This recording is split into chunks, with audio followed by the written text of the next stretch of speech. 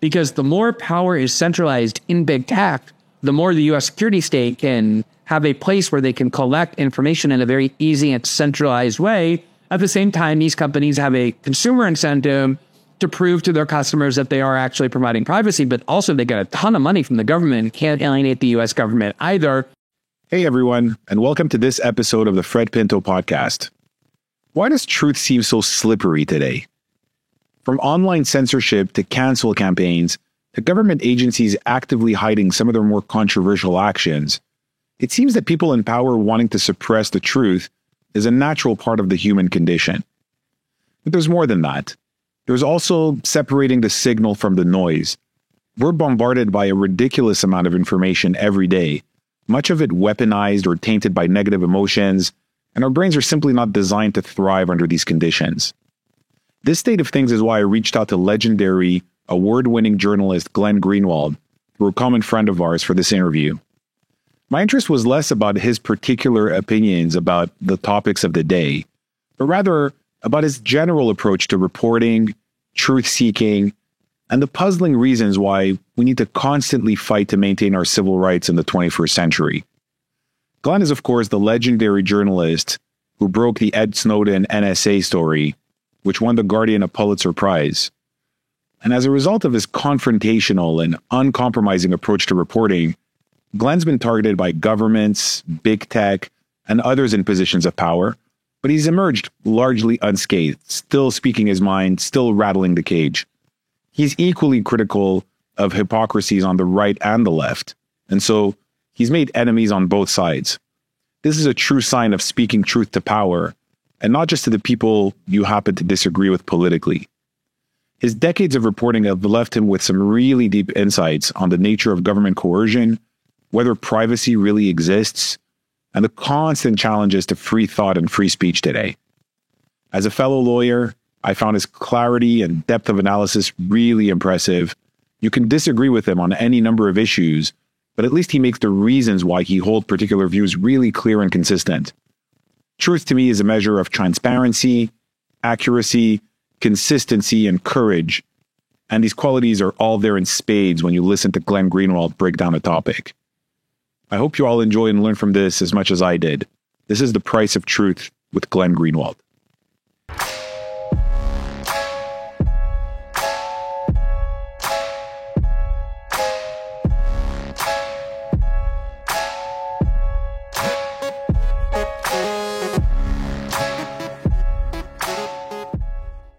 Glenn Greenwald, a pleasure and honor to have you here with me. Thank you so much for asking. It's great to talk to you. Awesome. So you're known around the world as a fierce independent journalist. I mean, something of a throwback to the era of real investigative reporting, a conscientious objector, someone who pursues truth and justice, even when it comes at a big personal cost. You draw a lot of fire from both sides of the political aisle, although I always think as an independent voice, and as an independent conscience, you're probably doing something right if you're getting heat from both sides. So I thought I would start by maybe giving you an opportunity to see how you define your core values, because they rarely seem to align neatly with how we understand the divide between right and left today. Absolutely. I think in some way I have to go back to when I first stopped doing my prior job, which was being a constitutional lawyer, and decided to become a political writer and then a journalist. It was in 2005. And prior to that, I was really focused on my work as a constitutional lawyer. I had worked at a big law firm in New York, and I left after just a couple of years. I knew that was not for me in order to start my own law firm. And I really wanted to use the Constitution, which I find to be this extraordinarily ingenious document, to impose limits on how power is used. Ultimately, that's what the Constitution is a document that imposes limits on the way authority can be exercised over people. And that was what was so appealing to me about it. And then once the war on terror happened, 9/11 took place. I was living in New York. I was in Manhattan on 9/11. You could feel the climate in the United States change. It became something it had never really become before. It was, kind of, in a way, not entirely palpable, but still very detectable. It was a much more repressive climate. There was not a lot of opportunity for dissent. People who tried to raise questions about things the government was doing were instantly demonized. And I felt like practicing law and suing people and working within the courts really wasn't a sufficient platform for the things I was trying to do, which was to bring attention to a lot of the issues that I thought merited a lot of attention. And when I started, I really didn't consider myself either on the right or the left. I really didn't start writing thinking I'm a leftist, I'm on the right, I'm a libertarian. I really was focused on a small range of issues, things like due process in terms of like the government imprisoning people, including American citizens with no due process, spying on people with no warrants, obviously the Iraq War, and just the general idea that we can go around bombing any other country that we want without congressional declarations of war. For me, these seemed like core civil liberties, these kind of values that we all as Americans were indoctrinated to believe were what defined our country. But because George Bush and Dick Cheney at the time were president, and my critique was against the administration primarily, I quickly got defined as being on the left because my following became largely liberals and Democrats, although I always had a large libertarian following as well.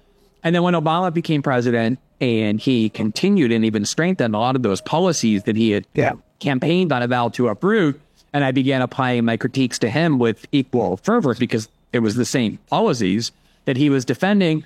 I think a lot of people began to get a little bit confused about where I was on the political spectrum, since now I was spending all my time attacking President Obama.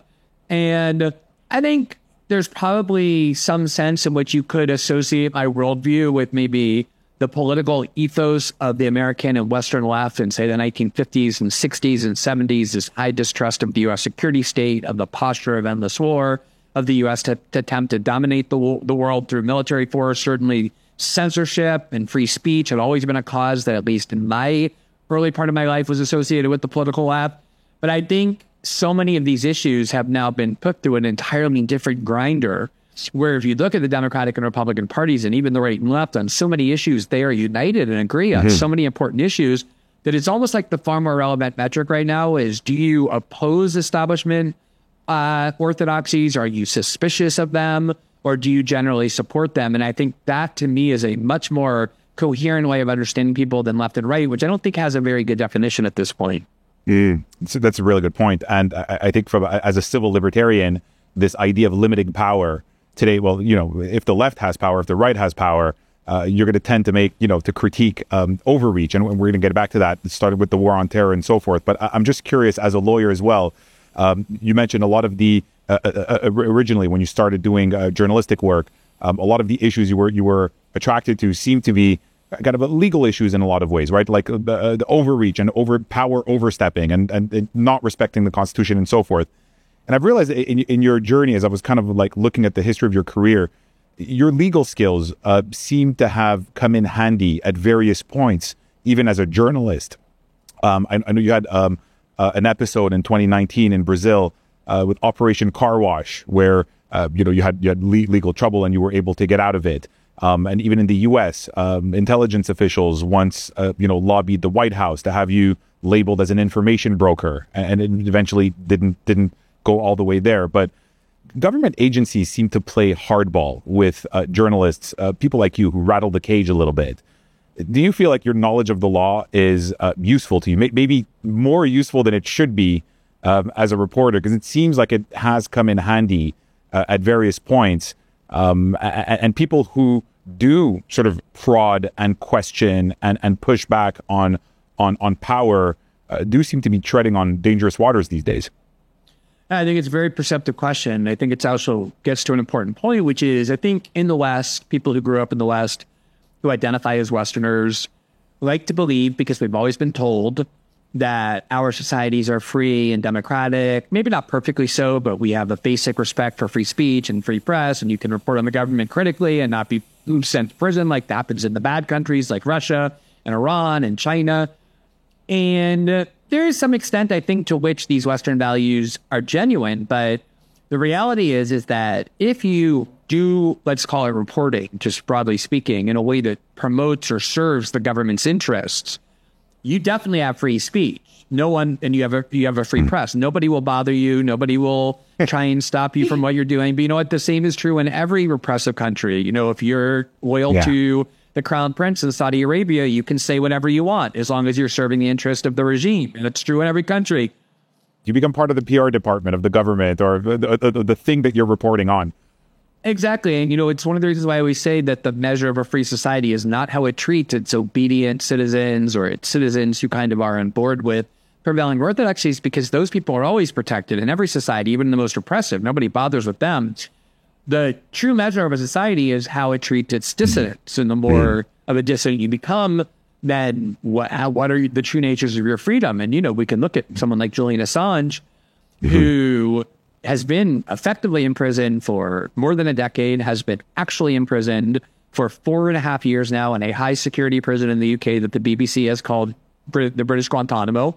And the reason is because he did reporting and did it in a way that allowed the government to claim that he crossed a line enough for people in the media to not really look at it as this kind of tyrannical act, the same way they say, look at the imprisonment of this young Wall Street Journal reporter by Vladimir Putin in Russia, which we see as an act of pure tyranny. But in the United States, we look at Assange's imprisonment as kind of a border case. And I always knew, and certainly as the years went by, became obviously even more familiar with the fact that the more reporting that I was doing that was threatening to the interest of power centers, in the Snowden case, we went around the world. I went around the world publishing the most sensitive documents from the most secretive agency within the world's most powerful government. You're not going to do that and not provoke some legal risk. And same in Brazil, where the government of Brazil had been basically run by this anti-corruption probe that was controlling everything. And we got our hands on a big archive that proved that the judges and prosecutors running this probe were themselves corrupt. And when we published it, it overturned the entire political order and resulted in my indictment, which was ultimately thrown out. And I do think my ability to kind of think about what I would tell a client in a similar position, namely, I wouldn't say, oh, don't do this work, it's too dangerous. I would say, do the work, but be careful. Be conscious of how you don't cross that line. Because if you're doing work or any activism or anything that threatens real people in power, you have to be way more careful than people who are serving those interests. And I think you're right that my ability to kind of skirt out of these situations in a way that, say, Julian Assange wasn't able to do, that Edward Snowden, who's in exile in Russia, wasn't able to do, that my sources here in Brazil who went to prison weren't able to do, that a lot of journalists haven't been able to do, did come in part from the legal training I'd had and my knowledge of kind of where those lines were and how to stay just on the right side of them while still doing the work in an uncompromising way. Yeah, that's the sense I got when I was looking at some of those hot moments and incidents where it could have easily gone either way, and not knowing precisely where the line is often the difference, as we know as lawyers, especially when you're pushing back against, things like national security or the fight against terrorism or these sort of like the hot button issues where there's a lot of executive power. And that's the sense I got when I looked at some of those episodes in your life. Going back to the, like, from my perspective, as big a political story as there is, in my opinion, you're breaking in 2013 of the NSA PRISM story through your work with Edward Snowden, of course. Snowden once said something that I'm very curious to get your thoughts on. He said, "I only have one fear in doing all of this, that people will see these documents and shrug. That they'll say, we assume this was happening and don't care. The only thing I'm worried about is that I'll do all this to my life for nothing." From your perspective, what's been the fallout from the breaking of the PRISM story? I took a look at it. There's a bunch of stalled lawsuits, some preliminary court rulings. There was, of course, the passing of the USA Freedom Act in 2015. Some people say it kind of repealed a lot of the government powers that led to the PRISM excesses. Some people say it didn't really quite go as far as it should have. From your perspective, has enough been done? Do people care enough about this issue? Do they really understand the nature of the threat with this kind of program? I think yes and no. Obviously, Snowden shared that fear with me before we began publishing it. It put on me a great sense of responsibility to do everything I could to make sure that this story wouldn't be ignored. And everything I did, a lot of what I did, in fact, was designed to, the way we kind of published one story after the next, took a very confrontational approach with the government that created a kind of drama that forced people to pay attention. I tried to be as deliberate as I could be in ensuring that this wouldn't be ignored or it wouldn't be just a 1 week story or something. And I think we did succeed. I mean, if you look at how much media attention this leak got compared to others, dominated headlines for months. And again, not just in the United States, but in many countries around the world. I just want to clarify one thing, which is when we say PRISM, the PRISM program is one of the programs that we unveiled. This was the way in which the U.S. government had been coercing big tech companies to turn over enormous amounts of data about their users without any search warrant or protection or safeguard of any kind. The very first program that we reported, though, before we revealed PRISM, was a program where the U.S. government was collecting the phone records of all American citizens by the hundreds of millions with no search warrant, that revealed with whom everybody was speaking, where they were when they were speaking, for how long, that presented this very vivid picture of every individual citizen's life that allowed the NSA and the FBI to create a dossier on individual citizens. And that program has been repeatedly ruled illegal and unconstitutional by federal courts and was struck down. Now, on the one hand, you are right that the walls of the NSA did not come crashing down upon it. The NSA is still open. It still spies on people. The changes in American domestic law have been more minimal than major. I wouldn't say that it's been trivial, but it's certainly nowhere near when I would have hoped it would have been. But I think we knew when we did this reporting that wasn't going to be the change. The change wasn't going to be that the American government was suddenly going to decide that what they were doing was wrong, because this was a government that believed it had the power to do this. What we wanted to do was to make people understand that whatever beliefs they had about privacy on the internet were completely illusory, that you could not overestimate the extent of how much these governments had obtained the ability and then exercise the ability to spy on everything that you're doing online. And obviously every year that goes by, we do more and more online. And that did result in a lot of changes. I'll just give you two examples that I think are the biggest. Number one is, before we did the reporting, almost nobody had heard of and nobody was using any kind of encryption, which is a mathematical device, a wall to keep governments, non-government actors from being able to monitor what you were doing. In fact, when Snowden contacted me, one of the first demands he had of me was that I use encryption. And even though I was a journalist working in sensitive national security issues with WikiLeaks, I hadn't really used encryption very much. I'd used it a little bit, but nowhere near as sophisticated as he wanted. And now you look at the number of people who use encryption, not even because they choose to, but oftentimes because it's embedded within software products. You don't even know any longer that you're using encryption. If you speak on WhatsApp, which is the most popular app in many major countries, it has end-to-end encryption. That is all the result of the Snowden reporting that created this understanding that companies, if they wanted to compete, couldn't be seen as turning over people's data to the government. They had to prove to their users that they were willing to provide privacy, real protection against U.S. spying. So that was one thing, was just the consciousness raising that in turn resulted in behavioral changes that made it much more difficult for governments to spy. And then the second one was this pressure that was put on big tech companies, where big tech companies constantly, as part of their marketing, tout these privacy protections that aren't impenetrable, but that are very real. You have apps like Signal and Telegram that constantly are trying to improve the impenetrability of their technology. You have kind of an arms race between hackers on the one hand, defensive hackers who are creating encryption in the U.S. government, trying to invade it on the other. So and then I guess I'd say a third thing, which is internationally, it really changed how countries deal with one another as well. I mean, in Brazil, for example, it was a huge story. I did a lot of the reporting in Brazil. There was a lot of reporting on how the U.S. was spying on Brazilians. And Brazil created alliances with other countries that said, we're going to create our own cyber optics network and our own internet network that doesn't have to transgress the United States, because of the fact that when you put the physical infrastructure in the United States, it makes it easier for the NSA to intercept it. So these changes may not be as dramatic as, say, a major law or constitutional amendment, but in a lot of ways they were effective. At the same time, the U.S. security state has been at this for many, many decades.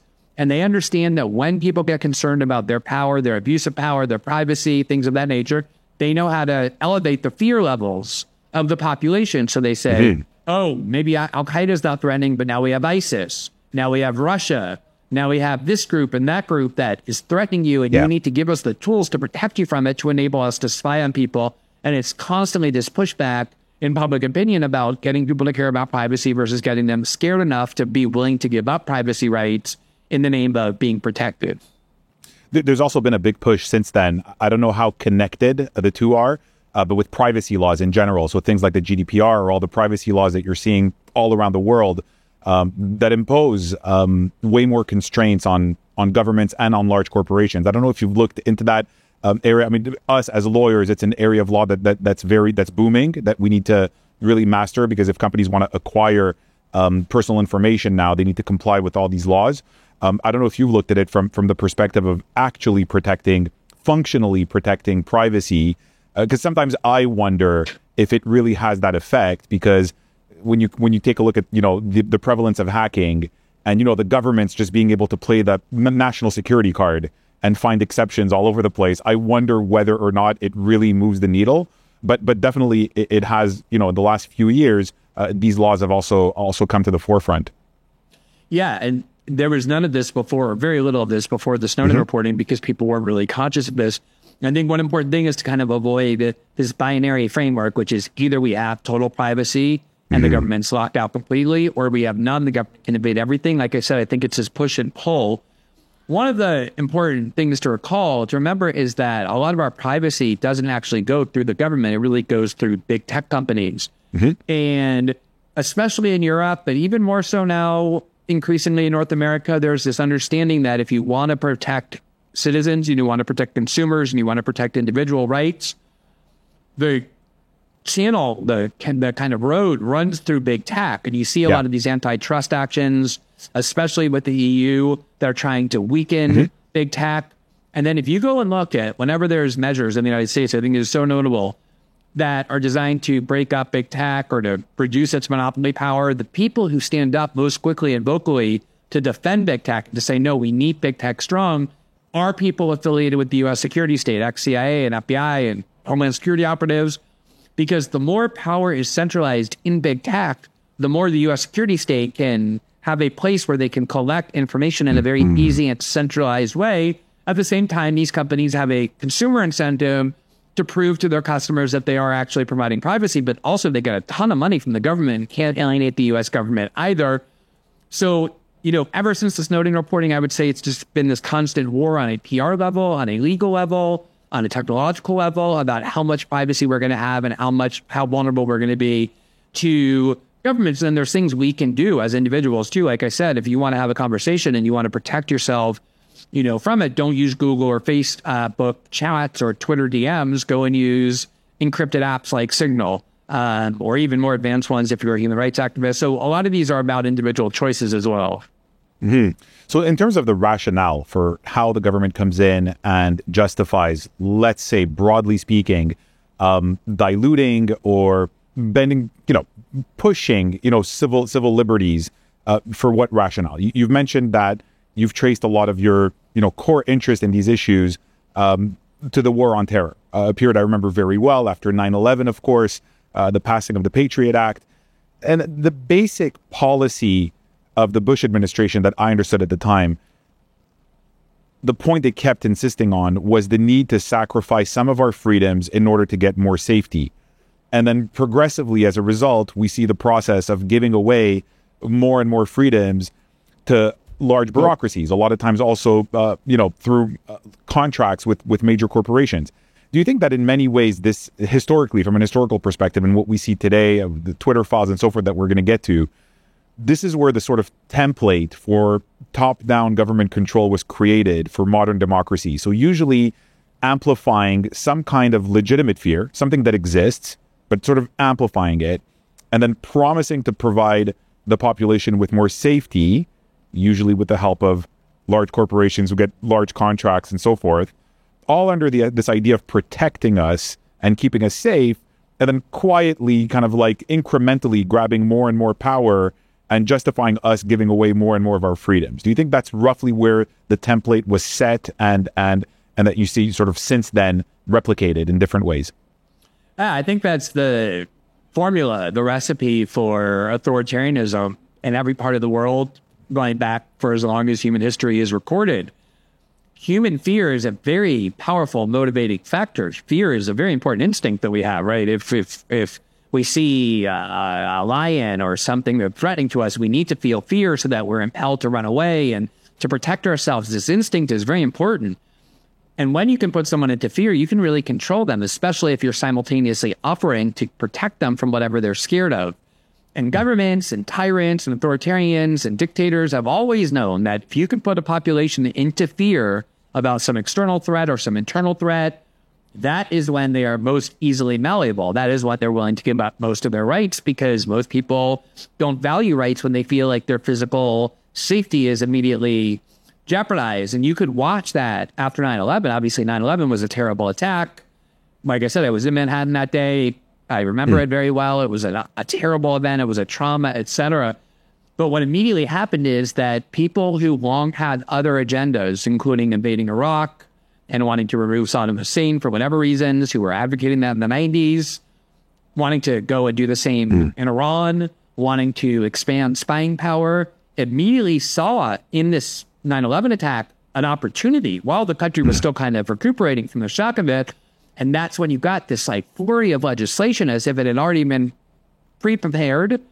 And it eventually did lead to the invasion of Iraq by convincing 70% of Americans that Saddam Hussein was the one who had personally planned the 9/11 attack and was involved in the 9/11 attack, as well as, of course, the belief that he had weapons of mass destruction. So you can see this formula repeating itself over and over. And that's one of the things that I realized early on was when I started writing about politics, if you look at my writings for the first 6 months or year, it was very focused on legalistic arguments. You know, I just kind of thought, like, as long as I can show people that this is adverse to the Constitution, that what's being done is exactly what the founders wanted to prohibit, that it was dangerous to them, that people would see the light. And I quickly realized that that was very naive, in part because you have a media wall you have to get through, right? These major media corporations that are disseminating this information on behalf of the government. I mean, people didn't just come to believe Iraq had weapons of mass destruction. They believed it because the media outlets they trusted, like the New York Times and the Atlantic and the New Yorker. Well, it was also Colin Powell. It was also Colin Powell at the UN making that presentation. It was a trusted figure. And it was like, wow, would they go this public and this specific if they didn't know there was actually... I remember at the time I was in university and I was looking at it. I didn't really... just looking for the truth, right? Like, wow, I mean, it does look... It looked to these eyes as evidence. And then when we discovered it was there were none. And when... For me, personally, like when a lot of my political cynicism came to bear was really around this WMD issue, and just looking at, you know, Bush administration admitting that there were no WMDs, but then still staying in Iraq. I was like, that's when I was like, not all right. really admitting that it was the wrong thing to do either. I know. I think a lot of, I mean, that was exactly my trajectory. You know, as I said before, I started reading about politics when I was practicing. I wasn't really that focused on politics. But I was paying attention with one eye. You know, I read the New York Times every morning, and I had a subscription to the New Yorker and the Atlantic, all things that good high-end consumers were consuming. To believe the kind of, you know, I trusted that, you know, I wasn't so naive to think there was no falsehoods in there, but I thought it was at least giving me the generalized sense of what was happening in the world. I kind of trusted it to inform me and shape my perspectives. And I think the realization that it wasn't just the government. You know, I think a lot of people know the government might lie, but then, especially a Republican government, a lot of Democrats look to liberal media outlets like the New York Times and these other liberal journals that they trusted. And a lot of Democrats like, you know, Hillary Clinton and Joe Biden and John Kerry were telling them as well. I think there was this sense, I know I had it, that it seems unlikely that all of these institutions would unite to just all convince us of something that is completely false as a pretense for going to war. And of course, that's exactly what happened. And I think it did really erode the trust that a lot of people had built up in these institutions. I don't think these institutions ever really recovered from that. But I think one of the things, at least I learned, is that the way in which that was done was through fear. Remember, Condoleezza Rice would say things like, oh, people want a smoking gun. The problem is we can't have the smoking gun be a mushroom cloud over New York City, meaning that Saddam Hussein was going to pass to Al-Qaeda a nuclear bomb and that was going to be detonated. I mean, that is playing right to our most visceral fears of protecting ourselves, our children, our family. And when you could put people in fear, they're no longer operating rationally and they can be convinced of anything. And so I quickly realized that in order to do the work I wanted to do, I not only had to address media propaganda and kind of do media critiques and show where media accounts that people believed were untrue or unreliable, but also confront this idea that a lot of these risks were being wildly exaggerated. Yeah, very much. Very interesting. And I wonder, you know, then you see during COVID, again, taking a non-political lens at this issue, the way I sort of look at it is it's not like there is no self-interest when power is exercised, right? When power is sort of centralized in the hands of government or when it's kind of centralized in the hands of big corporations, it's not like there's no incentives there. It's not like there's no self-interest there. And so every time there's an issue like this, I think the way you say it is exactly right. A lot of people will contest this on the grounds that it sounds like conspiracy theory. It's more like opportunism from people that have the ability to sort of centralize power when kind of society-wide fear grips us, and then they take the opportunity to kind of centralize the power, and then it becomes a power agenda, and then there's very little we can do until that fear passes. Is that kind of the way you see it as well? Yeah, I think sometimes people resist this idea because it seems as though you're insinuating a kind of villain-like evil that most people think might be exaggerated. So it's not like necessarily, I mean, this does happen, but it doesn't require this notion that you have these villains in like a James Bond-like underground lair, rubbing their hands together about all the power they're going to get by scaring everybody. It can be much more banal than that. I mean, that's, Hannah Arendt, the Jewish German philosopher, when she attended the Nuremberg trials, was expecting to see these, raving, evil, satanic people who had just implemented the Holocaust. And she found instead a lot of people who were like accountants, like just very bureaucratic, very organizational, kind of just following institutional inertia. The banality of evil. The banality of evil, exactly. Yeah. And I think that is oftentimes the way it works is if you're working in Washington, you want more importance and more power and authority for your agency. You want more budgetary authority. You want more status. And the way that you get that is by getting more powers and convincing people that your mission, whatever it is more important than other people might realize, which requires hype and fear. I think another terrible incentive is that the way our national security system and culture works in Washington is people who say, I'm against a war, don't get into the important rooms where decisions are made. If you were saying, I'm against the Iraq war, you were just thrown out of the room. Just like now, if you say you're against the U.S.-NATO war in Ukraine, for example, you don't get into the rooms. But if you say, I support the war and I want to debate how it best should be done, that's the only way you get access. And so there's this great career and career incentive to support a lot of these things as well, because that's the way that you gain entrance into the halls of power that can make you famous, make you wealthy, make you powerful. And all of us as human beings are susceptible to these temptations. And when you have a system as powerful as the one in Washington that encourages this and fuels this with the world's, only superpower, the most militarized and powerful and wealthiest country in human history, a lot of people are going to do whatever they have to be a part of that and to gain from that. And I think that encourages a lot of these behavioral incentives. Yeah, that's a good point.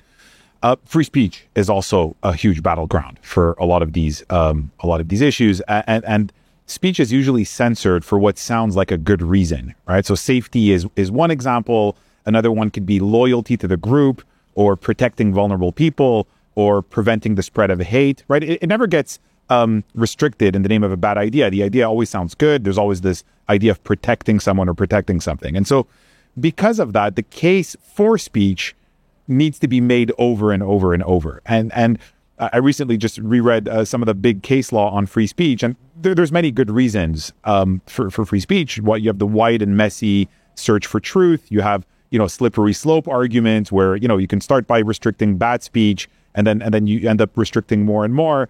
The importance of making evil visible. You get all these arguments. I'm curious, from your perspective, as someone who's actually fought this fight so strongly, often paid a price for it, what's your kind of core summation for why free speech is so critical and why we need to constantly push back against these very logical sounding attempts to diminish it? I just don't trust any human being or any institution composed of human beings to arrive at a belief that we're supposed to deem so self-evidently true that no one is permitted any longer to question it or disagree with it or dissent from it. I just don't, I honestly, there are a lot of political values that I hold, a lot of causes I'm dedicated to, a lot of things I fervently believe in, but it would never occur to me to reach a state of hubris necessary for me to believe about myself that I have removed myself from the history of intellectual progress, which is human beings thinking they've acquired absolute truth only for the next generation to conclude that that is wildly erroneous, if not shameful. I think it takes a hubris to believe about yourself that you have acquired a kind of knowledge that is so absolute and so unchallengeable that the force of law or the force of corporate power should be deployed to prevent people from questioning or disagreeing with the things that you said. That's one thing. This is a matter of truth. I don't trust this notion that some things are so sacrosanct as beliefs that they can never be challenged. And then the second part of it is, which I guess is, I wouldn't say more important, it's just kind of a different consideration, which is if you attain the power to dictate which views can be expressed and which ones can't, what kind of punishments get doled out for questioning certain views, the power that you acquire is almost unlimited by definition.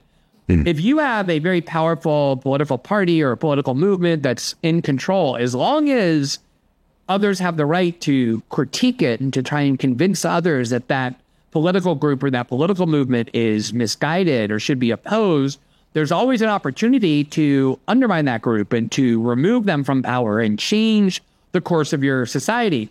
If, though, you lose that one right to be able to say, this group is engaging in bad behavior and not good behavior, their ideas are wrong and not right, if you lose that right, then the group that has taken that away from you exercises totalitarian power. It just means that you can't question anything they're doing or saying, which in turn means you can't resist in any way their attempt to control how people think and how people think about them in particular and their ideas. And I don't think there's anything more dangerous than that. So I'm, of course, aware that it's possible that free speech would produce sometimes bad consequences. You can spread hate speech, you can spread bad ideas, you can incite violence with hate speech. There are costs to it, but there are costs to every freedom. For example, we decide as a society, pretty much every country in the West does, that we don't allow the police to just break into any home that it wants whenever they decide that there's a reason to do so because they're trying to catch a criminal or solve a crime. They have to go to a court and convince a court that there's reason to enter a home. That barrier that we put in front of the police almost certainly sometimes means that murderers or rapists or dangerous criminals end up getting away. There's a cost to that freedom, but we say these costs are outweighed by the importance of the right not to have the police enter your home upon the decision that they should. And to me, that's what free speech is. You can't deny that some speech sometimes creates harm, but the benefit of being able to have free speech and the danger of not having it is so much greater. And I read a study recently on this issue. You hear the argument for harm or against providing safety, the other side of it, right? Again, playing into the hands of those who have power. And the more we believe, the more we want to be safe and the more scared we are of having harm. And I was reading a study about how generationally, it's a great book from Gene Twenge called Generations, how millennials and Gen Z are much more in favor of safety. They value safety way higher than previous generations. So Gen X and boomers, let's just say. And so they're way more likely to see speech as dangerous, as something that we need to be protected from sort of these forms of dangerous speech. And I wonder, just from a generational perspective, it seems like this plays right into, and of course, these generations they're way more active online, the future of political discourse. In a sense, it plays right into the big controlling power centers, the state actors who seek to grab power in the name of safety. If people start to value safety and start to be afraid of harm a lot more, I wonder if that's an experience that you've had or something that you've thought about. Yeah, there's a great book called Coddling of the American Mind that starts off talking about this issue from the framework of parenting. And I have kids, so I can empathize a lot with the fact that when you're a parent, you have this instinct to protect your children from anything that might harm them. You want to keep them protected. Sometimes you just want to lock them into the house, especially when they're teenagers, because you're worried about what they're going to do if they leave the house. The problem, of course, is that if you do that, you might keep them safe, but you're going to completely destroy them as human beings because you're preventing them from growing, from learning.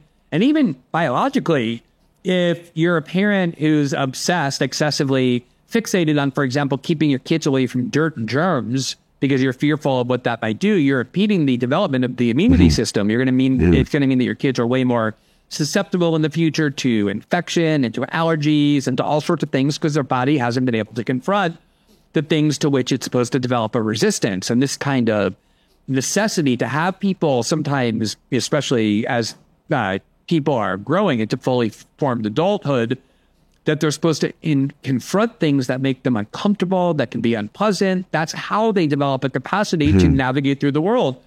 And if you shield them from that in the name of maximizing safety, then all you're going to do is create eternal childhoods, which in I think in a large extent is what we're doing. So if you look now, when I grew up in the 1980s, the idea was, you turn 18 and you go into college. And a lot of people, including myself, wanted to go as far away as possible from your parents. You're not really in full-fledged adulthood and independence because you're still, in a lot of ways, dependent on your parents. You're still kind of one foot.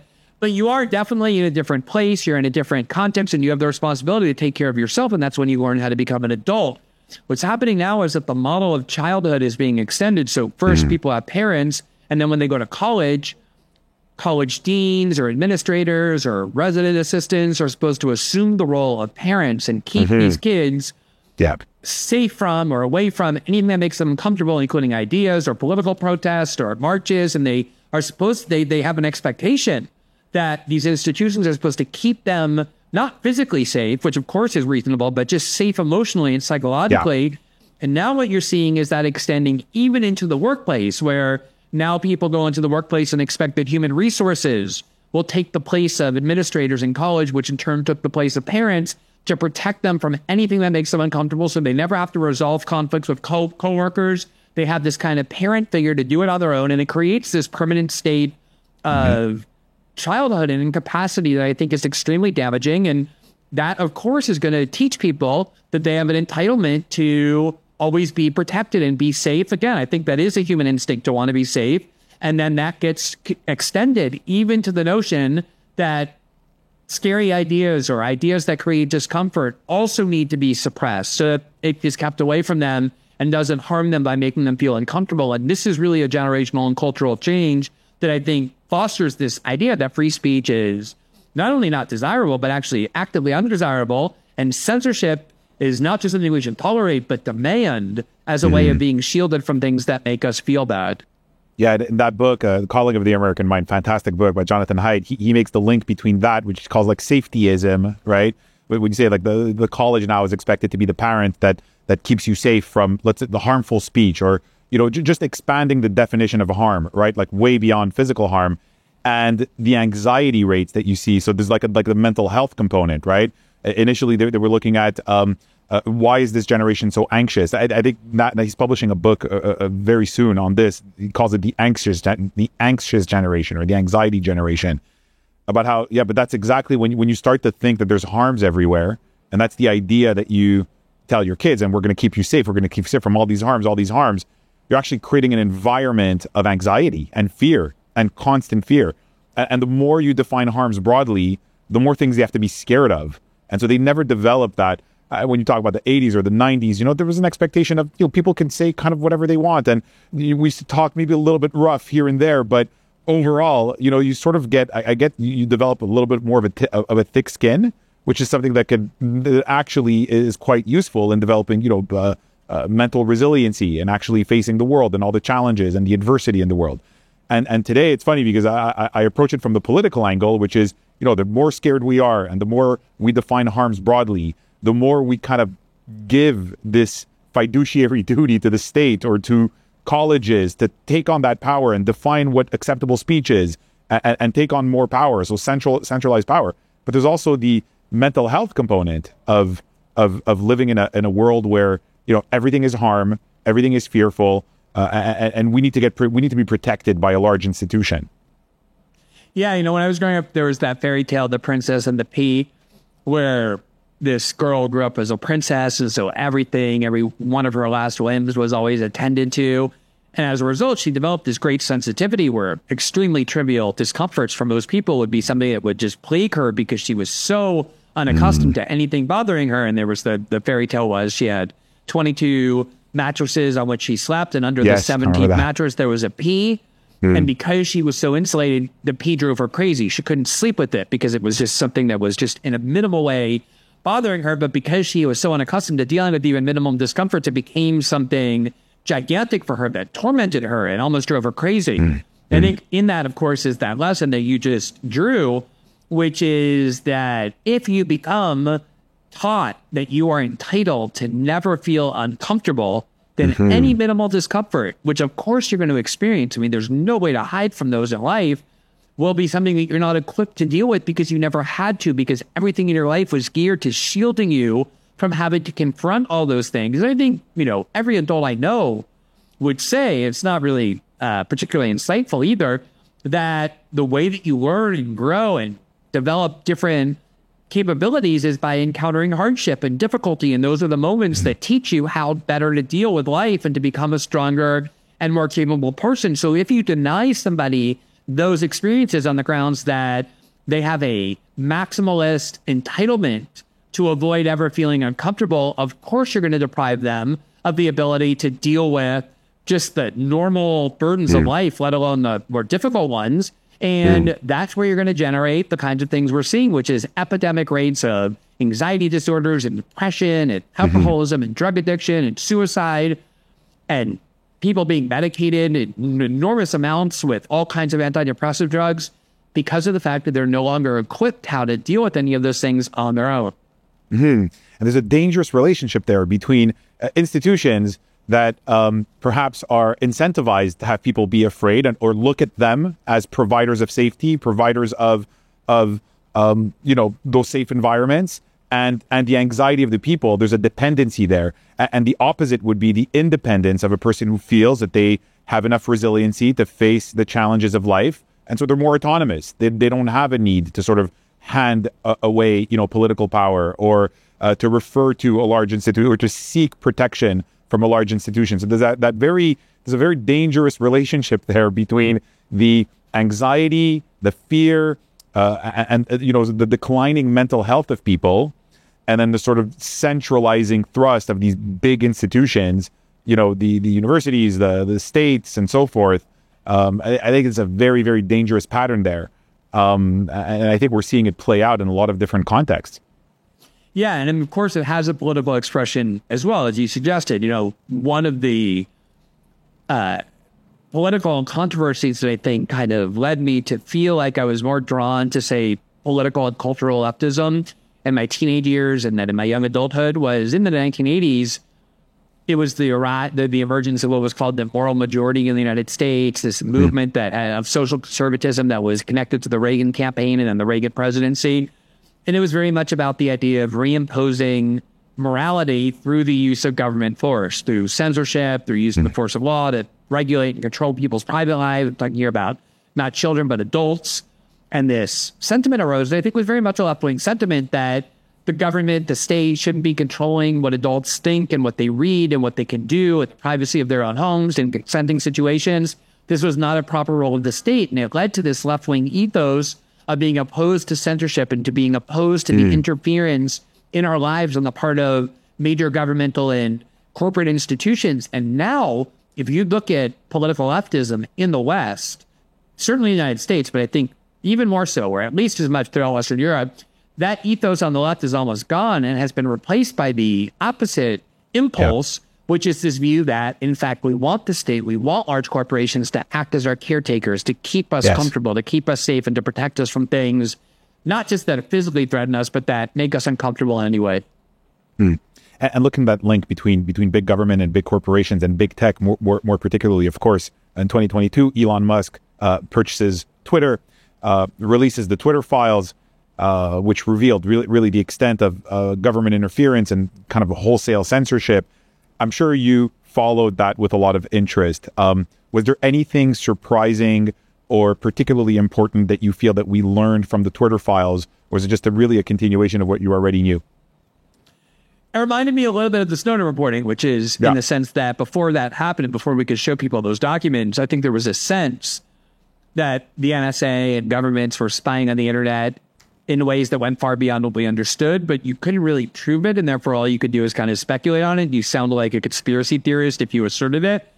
And the Snowden documents let everybody read the truth, and no longer was there a lack of clarity or was there confusion about that. I think exactly the same thing as when Elon Musk released these files to journalists and let them report on what they found. I think there was an obvious understanding that the U.S. government and its agencies like the FBI and the CIA and the CDC, especially during COVID, were constantly pressuring big tech companies to remove content that they disliked, that they found inaccurate or harmful in any way. And there wasn't just a request, but it was a pressure campaign. It was very coordinated. And you saw big tech censoring constantly in a way that aligned with government policy, which is what, I think gave away the game. But until you have the evidence in your hand, you can't really be certain. And more so, you can't convince other people. And then when the Twitter files emerged and people like Matt Taibbi and others were able to describe and show what these documents revealed, which was this constant tsunami of demands and pressure and coercion from the highest levels of the U.S. government to big tech to remove all kinds of content about all sorts of major political controversies, whether it be the 2020 election or the COVID vaccine and the efficacy of lockdowns and masks or the war in Ukraine, a whole variety of issues. That was all confirmed that the government, in fact, was doing that. And now we have two court rulings from two major federal courts. So I think that one of the things that happened as a result of that was that by being able to read these documents, we could see the truth. And then federal courts now, a lower federal court and an appellate court, have ruled that this policy of the Biden administration in constantly pressuring big tech companies, coercing them, threatening them to remove content is as grave an assault on the First Amendment guarantee of free speech as anything we've seen in decades. And that was all a result of this reporting, which incidentally, most people in corporate media pronounced ought to be ignored on the grounds that it was a nothing burger, that it proved nothing of any interest. And in fact, it turned out, according to the courts at least, to be one of the gravest full frontal assaults on free speech rights in decades. Yeah. There's a hypothesis that I want to get your thoughts on. I always felt like looking at this, for a long time, we just saw it as big tech censoring speech along ideological lines. Most people in big tech are, let's call it, more on the political left, way more on the political left. So if they see anything that's sort of right wing, they'll censor it. And so we were always seeing this and saying, okay, this is a new threat to free speech. But at the same time, they're a private corporation. They're allowed to moderate content and so forth. I always felt, legally speaking, looking at this strictly really as a constitutional lawyer, there was a very easy fix there, because you tend to get this debate as to whether the social media platforms are publishers or whether they're just like technical intermediaries, like the phone line, right? And I always felt like, no, like both of those analogies are wrong. Why don't we just consider them what they actually are, which is a public forum, which would then justify us subjecting them to the same free speech constraints that the government has. And there's legal precedents for that and so forth. And of course, one of the reasons this never happened might have been political. The Democrats, for example, would have never accepted this because they would lose this kind of home court advantage that they get with big tech censorship. But it also didn't happen under Trump. And so a lot of these sort of issues, like, the NSA issue and now the Twitter files, when people have, like you say, these things that sound like conspiracy theories, and then you discover what's actually going on, and it kind of confirms a lot of those fears.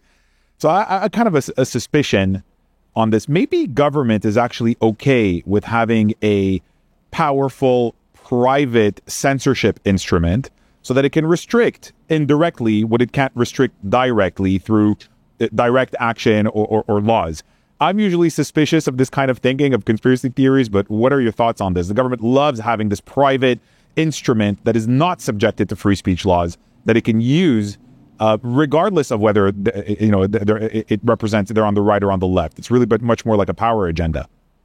Yeah, so let me offer something concrete that will help, I think, elevate this out of the realm of conspiracy theory, because I think it's absolutely true, but not just true in a speculative sense, but in a proven sense as well. I referred to this earlier, actually, which is that when there's legislation that's presented, and there is support for this kind of legislation in both political parties in the United States, and there's regulatory action in Europe about this as well, to say try and break up Google so that it doesn't control every single instrument that we use and reduce its power significantly, or break up Facebook, or break up Amazon, or break up Apple, so that they can't control, using all their vertical antitrust powers, the market of information. Among the people who step up and most loudly object are people in the national security state. And the argument that they make is that actually it's extremely important from an American national security perspective that we maintain the power of these companies, that we keep Google and Facebook as mega corporations, as massively powerful behemoths, in order to compete with, say, the Chinese versions of Facebook and Google. And I think a major reason is exactly what you just said, which is that when you have 3 or 4 different companies that are capable of controlling the flow of information to the extent these can. I mean, when you're talking about Google and Facebook and Apple and Amazon together, you're talking about almost the entirety of the United States is exposed to these companies in some way or the other. And if you have the ability, because it's not diffuse, this power, it's all centralized, to seize control of it, which the Twitter files and other documents show that that's exactly what the government has done, because Amazon and Apple have massive contracts with the U.S. government. They don't want to make enemies of the U.S. government. When the U.S. government comes knocking and says, we want you to remove this information, they're going to do it. When you have the ability to do that, that is an incredibly potent means, not only of censoring, but also of affirmatively propagandizing the citizenry, which is constantly receiving, by staring into their phones or their computer screens, these 4 companies that, as long as there's a certain flow of unchallenged information going over those platforms, are going to convince huge numbers of people to believe whatever the people in control of those platforms want them to believe. I just want to make 2 other quick points. One is, you had alluded to the fact that people who run Silicon Valley tend to be left-wing, and that's why they censor conservative speech. If you actually look at who created kind of the first wave of Silicon Valley, it was people, the ethos at the time was keep the hands off the internet. The idea was the government should have no role in the internet. Yeah, it was more libertarian. Exactly. It was a very libertarian sentiment. The idea was, the internet is going to be liberatory as a technology. It's going to be free entirely of government coercion and control. And I think a lot of those kind of second generation or first generation Silicon Valley executives continue to believe in that. The problem is that you have this combination of a left-wing media or a liberal media that constantly puts pressure on them to censor by accusing them of having blood on their hands or being responsible for all sorts of socialism if they don't. And then they have a workforce inside of these companies that are filled with a lot of recently graduated people and from the younger generation who, from the other direction, are demanding censorship of views they don't like. And a lot of times these companies end up capitulating to that. And then the other issue is, you're seeing this now with the attempt to ban TikTok, or the threat to ban TikTok from the United States, is coming from a lot of different directions, including the Democratic and Republican parties, claiming that TikTok is a Chinese government-controlled platform, and that is the most used social media platform among young Americans by a huge distance. And the attempt, really, the fear of TikTok is not so much that it's being controlled by the Chinese or propagandizing Americans against the interests of the United States government. The fear is that that's the one platform that isn't subject to the control of the U.S. security state and of financial centers of the U.S. government. And what they're really trying to do by threatening TikTok to be banned from this very lucrative market, which is the United States, and the people who run TikTok are capitalists, what they really want them to do is to say to the United States, look, we don't care about content moderation decisions. We don't care about censorship. We're willing to turn over the decisions about what content is moderated from our platforms to you. We're just capitalists. We want to make money. We want to stay in the United States, and we're willing to do anything we can to do it. And now you're seeing TikTok very much integrated into the same scheme of censorship. They're hiring a lot of the content moderators from Facebook, from Google, many of whom have ties to the U.S. security state, and it's becoming integrated into this as well. And that's where you see what the real goal of all of this is. Very interesting. You've written a lot about the hypocrisies of the political parties in your book, Great American Hypocrites. And I think there's a lot of recurrent themes here about when you look at the commonalities of what characterizes, let's call it a power agenda, regardless of whether it's right or left, versus the supposed values that these different parties or political movements are supposed to have. And I think you've made the point many, many times about how both sides will compromise their supposed ideals and principles when it's politically expedient for them to do so, when it's in their interest to do so. So I want to ask you about today's left, today's right. And the lines shift all the time, right? What was considered a left, in the 80s and 90s is very different from today. I want to ask you what you see as the core hypocrisies on both sides. So let's start with the left. When you broke the PRISM story, of course, the NSA story with Edward Snowden, it was during the Obama administration. Obama was a kind of a poster child for civil rights and diversity.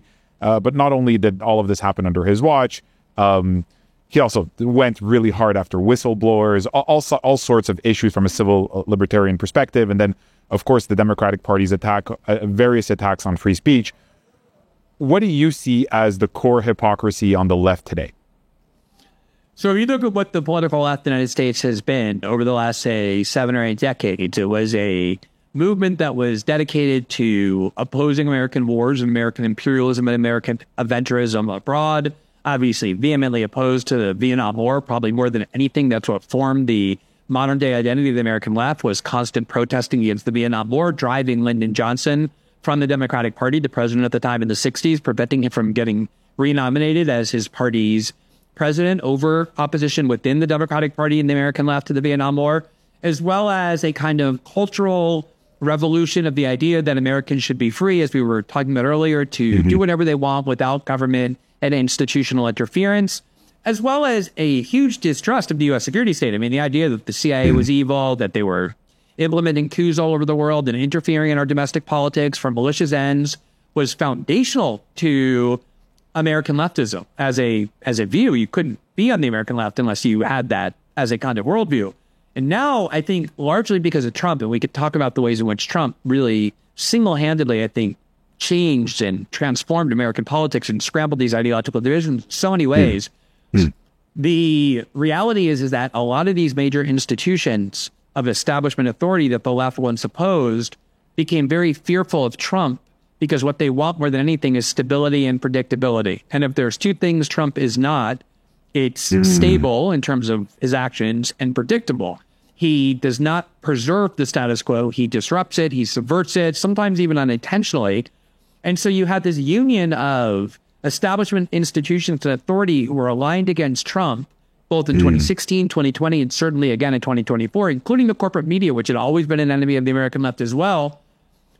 When they started seeing the world solely through the prism of one person, which was Donald Trump, namely either you're against Donald Trump or you're for him, it meant that anyone opposed to Donald Trump became an ally of the American left. That includes neoconservatives, who, when I began writing about politics, were viewed by the left and by liberals as this kind of almost like Hitler-type figures. They were the embodiment of evil.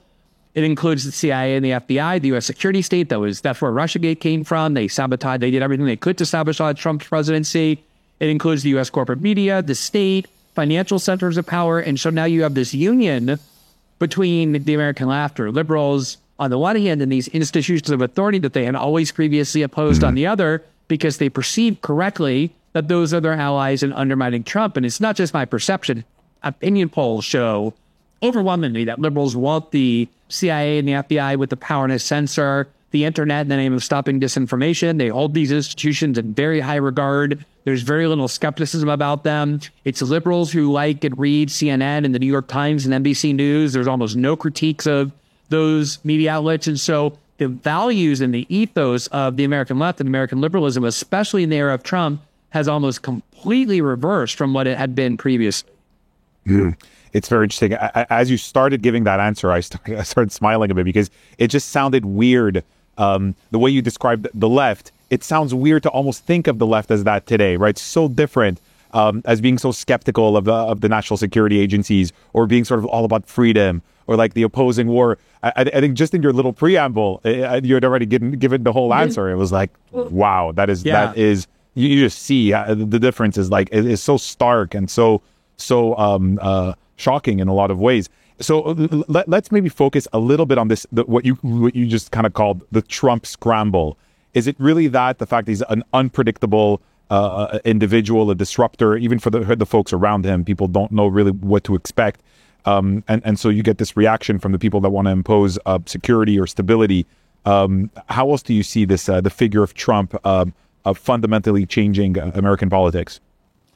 Well, first of all, there's, I guess, kind of a stylistic or comportmental sense in which Trump is this unpredictable and unstable figure, in that if you look at how American presidents speak, how they behave, what they say, what they do, it's very important to maintain this kind of image of high nobility, because the American government goes around the world exerting major assertions of power in almost every region in the world. And that can be justified only if there's a perception of the American government as this very high-minded, noble institution that's dedicated to the most sophisticated and advanced values. And so, you look at George Bush and Bill Clinton, Ronald Reagan and George Bush the first and George Bush the second and Joe Biden, they all kind of speak in the same vernacular. They behave in the same ways. They dress the same ways. It's all very important to maintaining this illusion of American power. And then you get in Donald Trump, who observes none of those norms. I mean, he's, just this morning, for example, he posted on his actual personal social media platform a video image of Joe Biden and Kamala Harris at last night's State of the Union speech using filters that are on Snapchat that distort people's faces. My kids love to do this to me, and they laugh endlessly as they do it because it distorts my face. It's something that 14-year-olds love to do. Yes. And this is something that Trump did. No, this was a former president who's leading in the polls to be president again. This is just not the kind of behavior in which American presidents have ever engaged. So just on that level alone, which might seem trivial, but is actually quite important, Trump is already a deviation from everything that the American establishment relies on to maintain the sense of power and image. But then much more substantively and ideologically, when Trump ran in 2016, he ran against so many pieties of establishment authority that had never previously been questioned.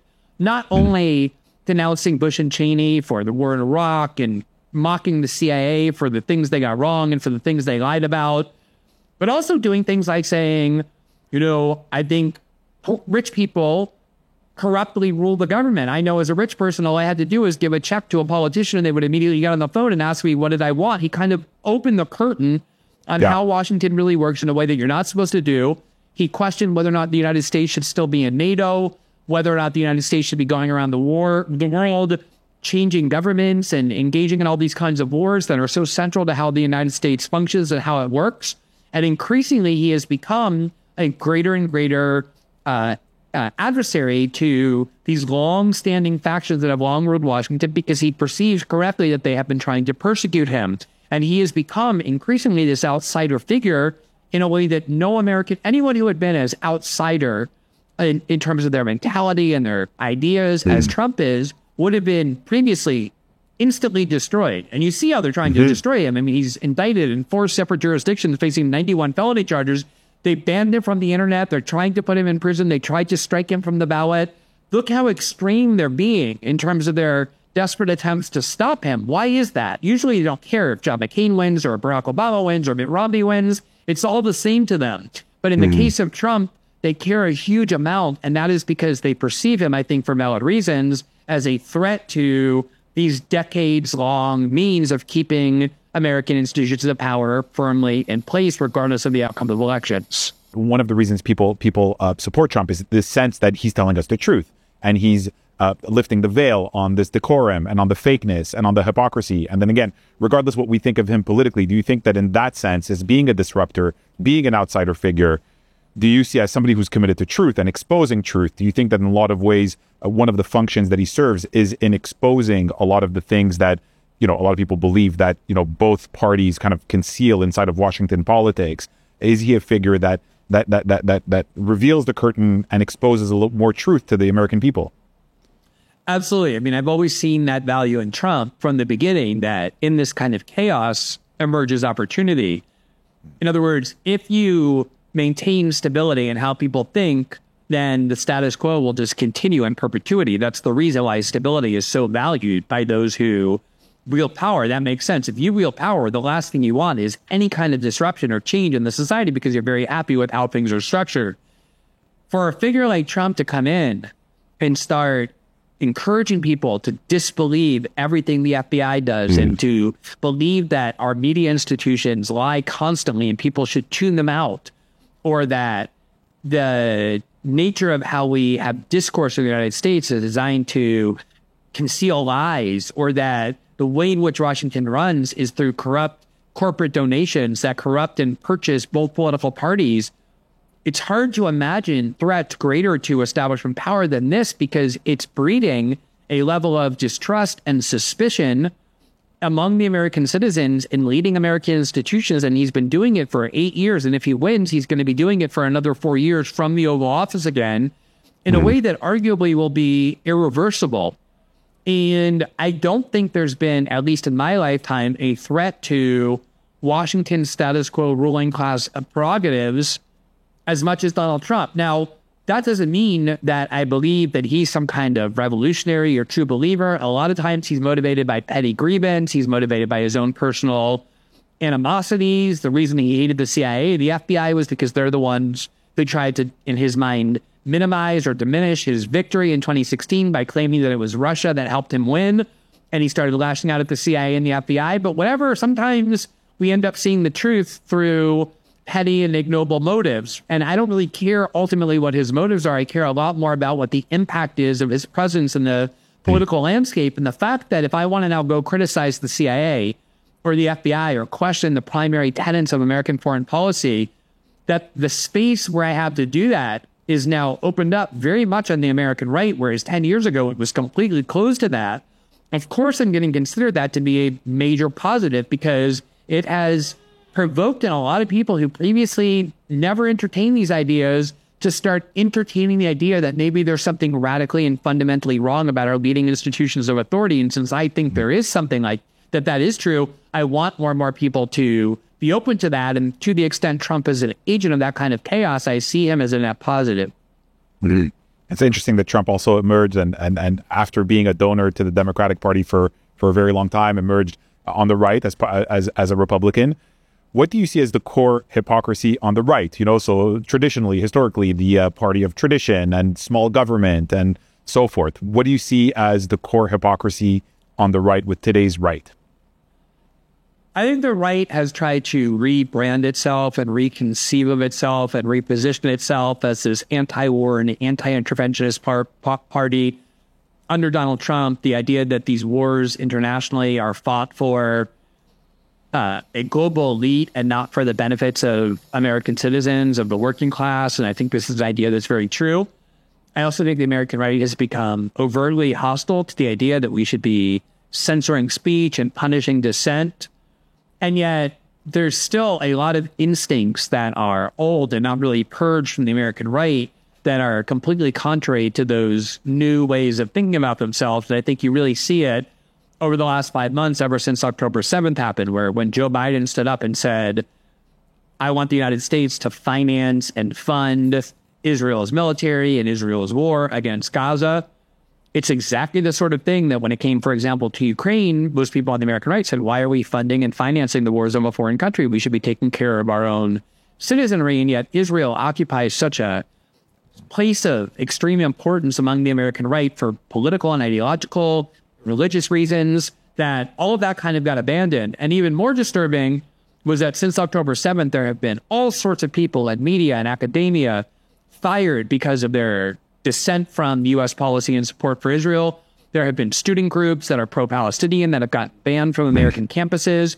This safetyism narrative that we were describing earlier has been imported again into American campuses, but this time in defense of Jewish students who say they feel unsafe because of Palestinian students can't do things like from the river to the sea.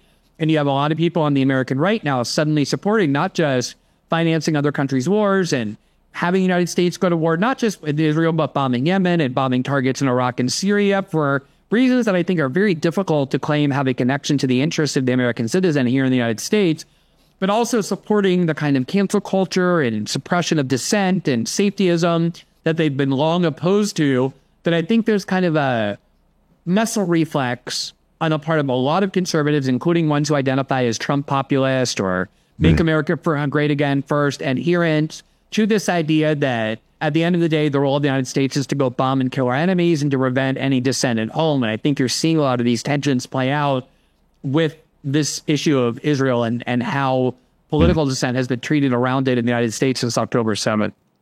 It's a heated issue for sure. There's definitely a bit of flipping on the free speech side and on the safetyism side since that issue. I'm curious, when you followed the hearings with the Ivy League presidents around the issues of, calling for genocide, because I think even people that are free speech more or less absolutists, as I consider myself, typically we also do recognize that there are exceptions. I mean, there are the obvious ones like defamation or copyright infringement, but there's also incitement to, and then it depends. People say incitement to what? Is it incitement to direct violence? Is it incitement to hate? Is it incitement to...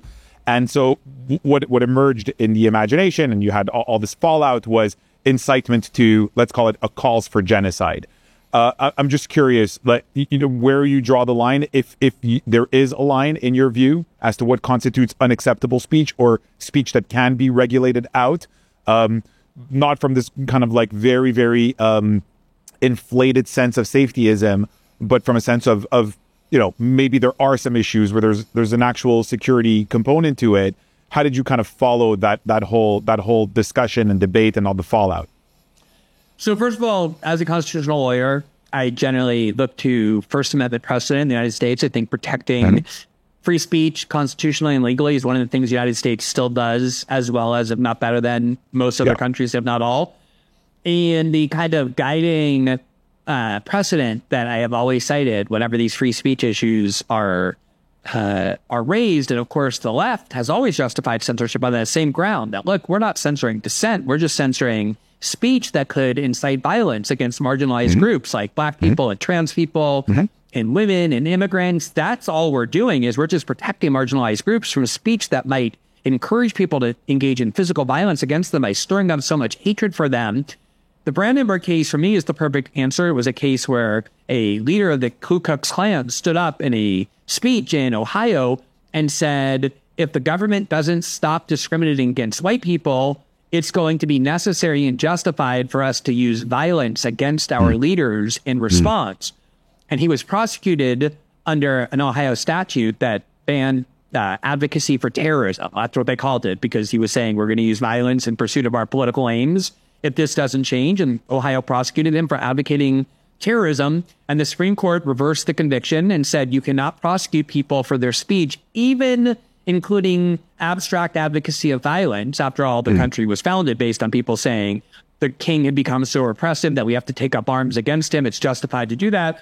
And the only exception is if you have a kind of, it's called imminent violence, where say you have a crowd of people gathered with torches on a street, and you say to that crowd, right now, go burn down that person's house. And then the crowd goes and does it. Then you can be accused of imminent incitement to violence.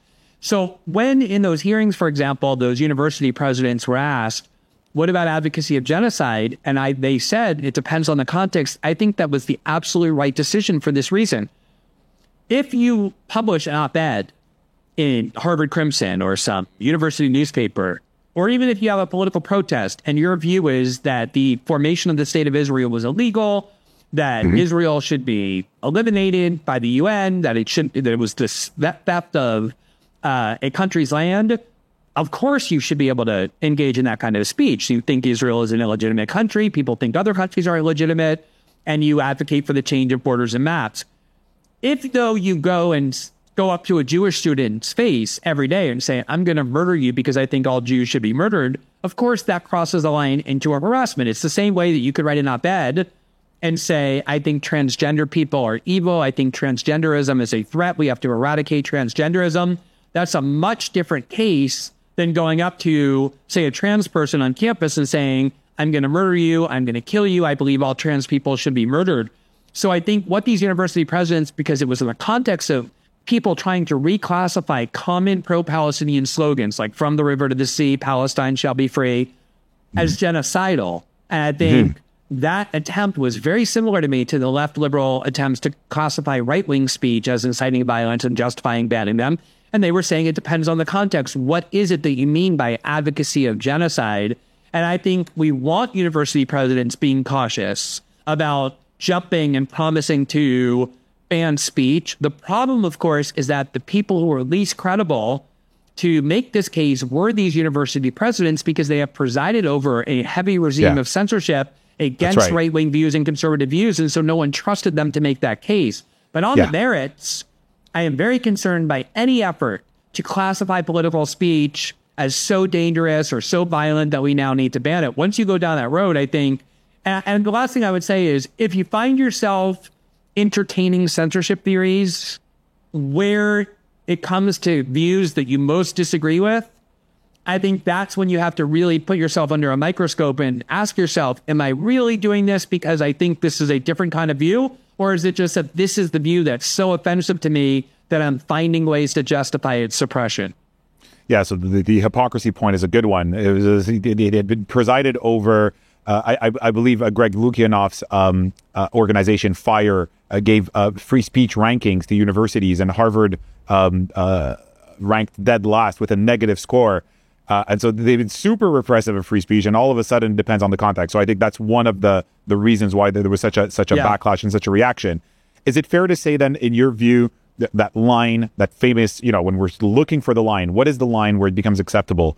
For you, that it's about imminence and specificity of the threat and not sort of a general political argument? And then my question to you is, does it also apply to groups? In other words, if somebody says something against a particular group, so for instance, death to whoever, death to Jews, death to blacks, or calling upon violence to a particular group, is that something that also crosses the line for you, or does it depend on the context? And then what is the context, right? If it's specificity and imminence of the violence, where do we draw that line? I know that's a kind of a trite way of putting it. It's hard. Everybody wants to have that clear line, and it's hard to get. But in the context of this, very politically heated issues where there are acts of actual violence, right? How do we ascertain the specificity and the imminence of a threat before we say, okay, let's prevent, the speech from leading to action? Yeah, no, it's an important question. One of the things I would say is, when October 7th happened, there were obviously a lot of pro-Palestinian protests immediately convened against the bombing of Gaza. There were also a lot of pro-Israel protests, or even anti-Palestinian protests in the United States.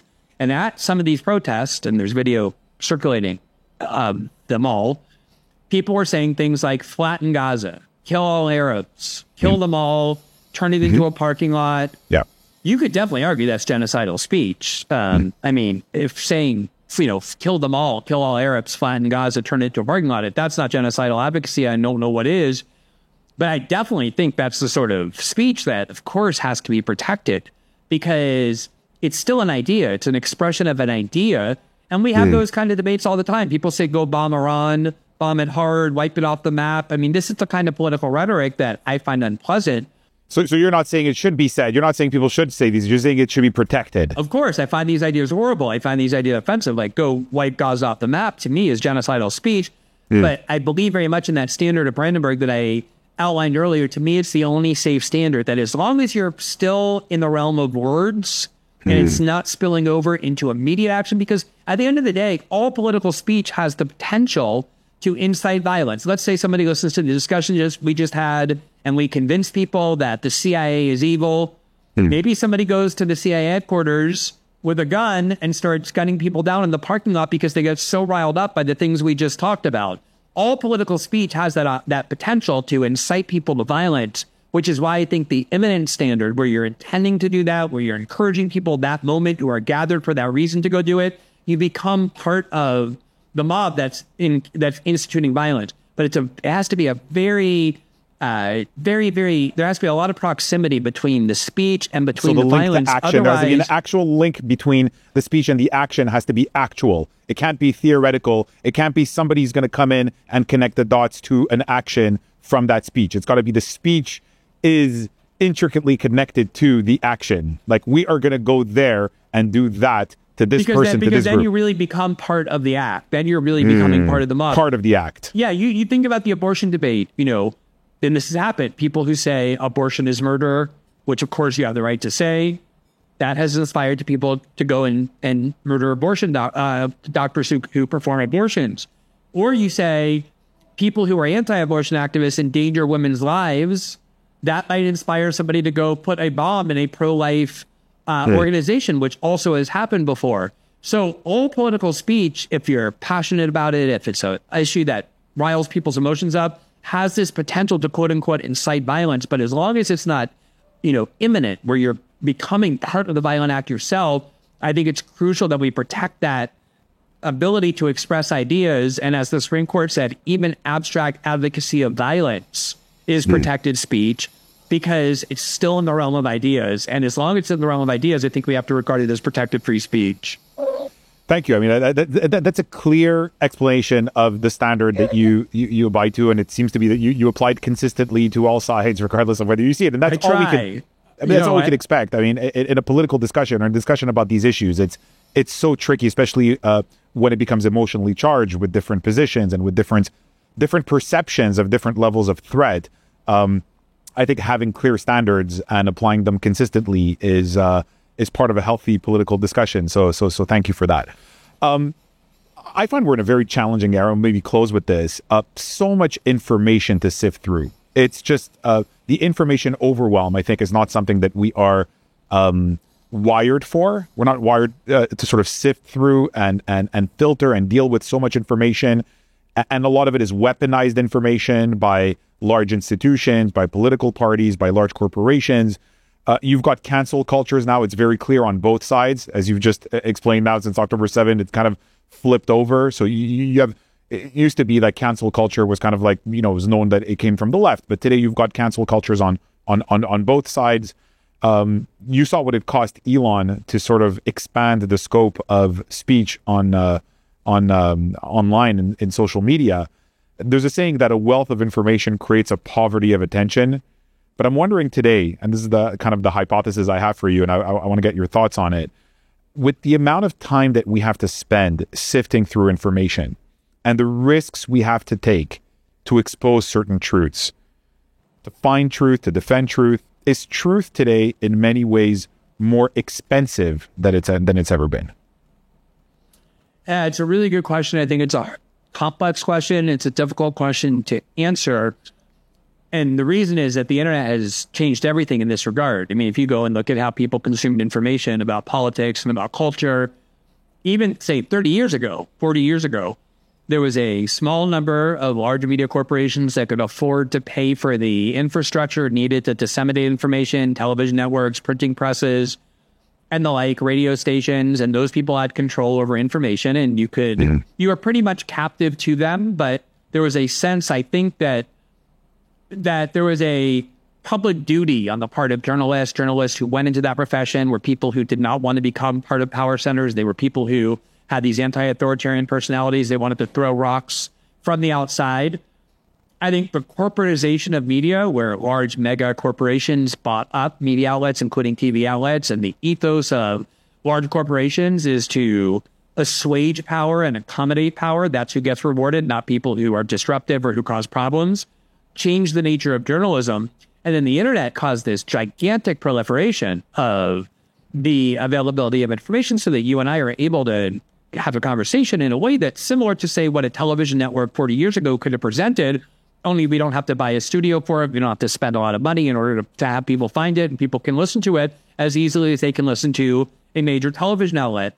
And on the one hand, that creates more options, but on the other, it creates this kind of great difficulty of, well, how do you decide what it is that you're hearing? And then you add on to that the knowledge that certain information outlets are being controlled. And I think the fact that Elon Musk bought Twitter with the promise to liberate that platform from these controls is one of the most important revolutionary acts in many years, precisely because it kind of reinstates this idea that there are outlets that we can go back to trusting, at least in the sense that speech is free. I have my nightly show on Rumble, which is a Canadian company, actually. It started in Canada, and they're very devoted to this idea of allowing all views to be heard as well. I think that model is so important. And then the question becomes, how is it, as a consumer, do you trust or distrust information that you're hearing? And I think ultimately, it is the burden on the individual to make sure that whoever you're deciding to trust, wherever you're deciding to believe, you're not deciding to trust or believe because you're happy about the views that they're defending and how it aligns with your own.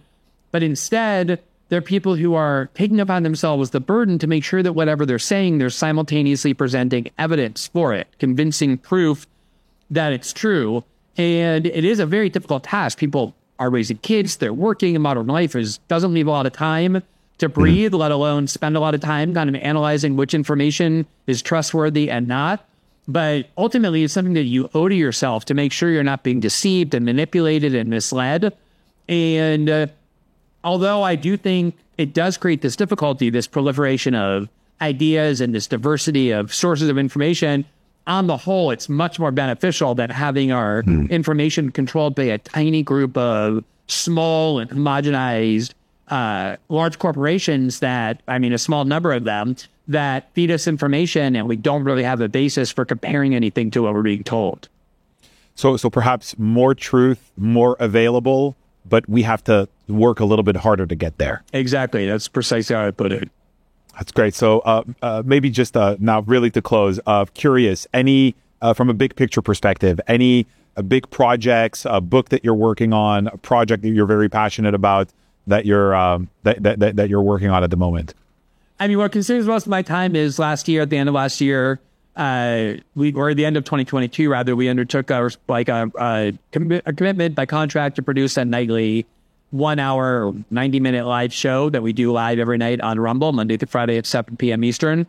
And I do have a book contract, and there's a lot of written journalism I want to be doing that I sometimes do. But when you're producing a daily show, a nightly show, every single day, Monday through Friday, that's live, it ends up consuming most of your time. So if you want to follow my work, aside from social media or Twitter or whatever, we're trying to produce a program. We usually just do 1 or 2 topics every night, so we can spend 40, 45 minutes delving very deeply into it. We don't follow the cable model, switching topics every 6 minutes because we assume that our audience has attention deficit disorder, the way the internet kind of conditions you to do. We try and really dive deeply into things, present evidence. So that's mostly where my time goes these days.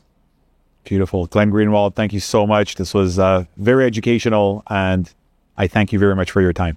Yeah, I appreciate you inviting me. Really enjoyed the conversation. Thanks so much. Awesome.